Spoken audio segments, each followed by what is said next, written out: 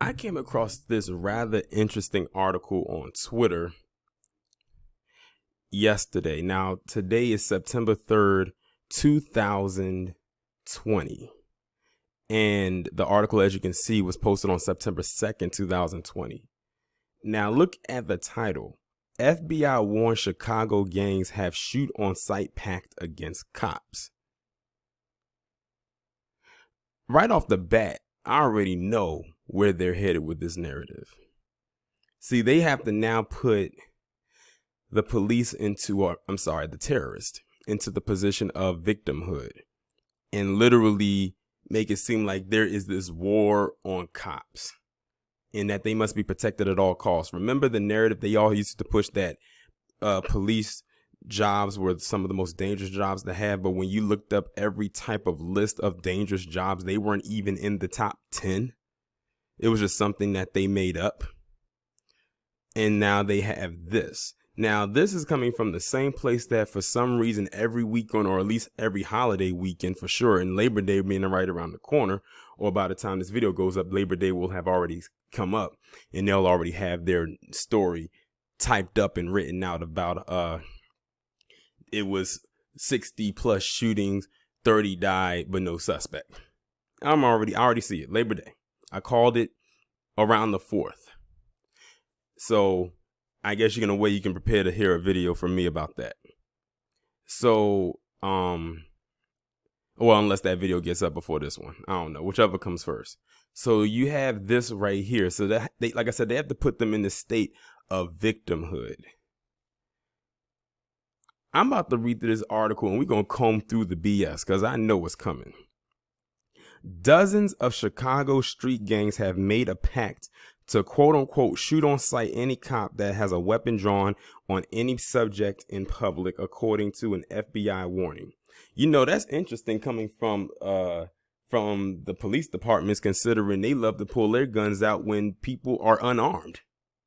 So even if this whole shoot on sight pact was a thing, even though I don't know how much of a thing it really is, or the fact that they could be over embellishing this, would they actually be wrong about this? But see, this is another tactic for them to move in on who, on people who look like us. The FBI's potential activity alert. And by the way, let's not forget that the FBI is the same one that came up with that BS black identity extremist narrative until that got shut down and they had to scale back on that. Now they really don't talk about it anymore.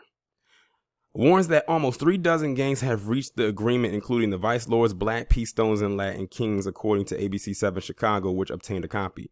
Members of these gang factions have been actively searching for and filming police officers in performance to their official duties.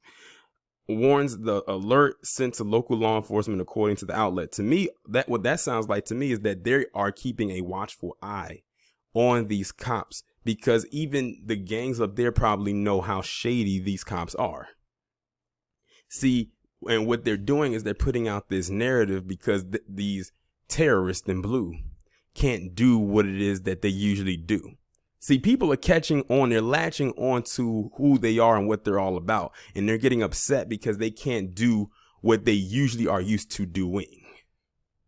So now they have to put something out like this so they could try to clear the way so they can go back to acting in their domestic terrorism like ways. The purpose of which is to catch on film an officer drawing his or her weapon on any subject and the subsequent shoot on sight of said officer in order to garner national media attention, the August 26 alert says.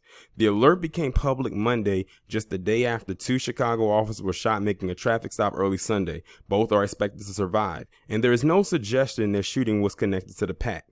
Now listen to that right there. That little paragraph I just read says a lot. So 2 cops were shot, both expected to survive, but they don't know that it's connected to the shoot on sight pact. Does anybody find that rather fishy to you? Doesn't that almost sound like when they come up with all those numbers of all these shootings that happen in Chicago, but they don't have a suspect?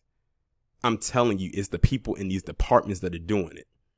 I wouldn't be surprised if they're doing it to themselves.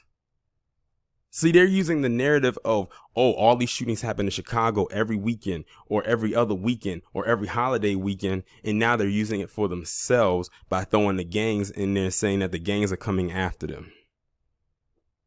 They think we stupid. They really think we're dumb. Without addressing directly the FBI alert, Chicago's top cop, Superintendent David Brown, told a press conference that it was clear people are seeking to do harm to cops. Well, if the cops wouldn't be seeking to do harm to the citizens, mainly the ones who look like you and I, then maybe this would not be happening. But this still seems fishy to me. It's real suspect. It really is. Until they start dropping like flies like how we are, I don't believe it. I don't believe it. And they're not going to let all of them fall unless they're willing to make some sacrifices, let some sacrificial lamb just fall where they lay. I think it's bigger than the suggestion Brown said. I think 51 officers being shot at or shot in 1 year, I think that quadruples any previous year in Chicago's history. So I think it's more than a suggestion that people are seeking to do harm to cops. 51, that's a drop in the bucket compared to how many black people nationwide have been killed by unarmed cops. By these terrorists. But see, they have to say, oh, it's 51, please. 51. There's more where that came from. And when I say more where that came from, I'm talking about not the ones who are doing the shooting of unarmed black people.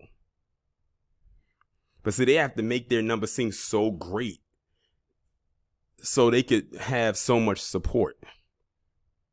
Chicago's police told ABC 7 the force was aware of the gang threat and would take all necessary measures to safeguard officers.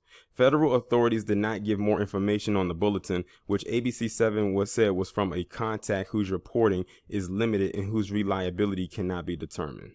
Let me read this again. Federal authorities did not give more information on the bulletin, which ABC 7 said was from a contact whose reporting is limited and whose reliability cannot be determined, which means they getting stuff from people they can't even trust. So they just kind of throwing stuff out to the wall and seeing what sticks.